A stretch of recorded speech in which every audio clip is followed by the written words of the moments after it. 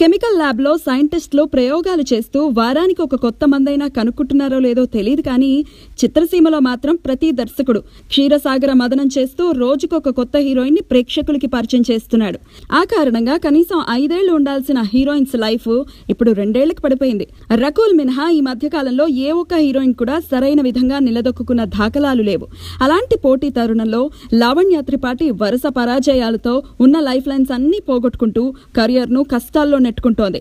భలెభలే మగాడివోయ్, సోగ్గాడే చిన్నినాయన చిత్రాలతో star form లోకి వచ్చేసిన లావణ్యకు మిస్టర్ రాధా చిత్రాలు కెరియర్ డామేజింగ్ మూవీస్ లా తయారయ్యాయి.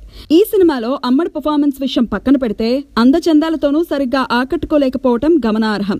ఈ విషయాన్ని ఇప్పుడిప్పుడే గ్రహిస్తున్న లావణ్య తన మేనేజర్ ను 2 మొట్టికాయలు మొట్టి స్టోరీ విషయంలో జాగ్రత్తలు తీసుకోమని, ఇదే పరిస్థితి కంటిన్యూ అయితే కష్టమని ఒక స్వీట్ వార్నింగ్ కూడా ఇచ్చిందట.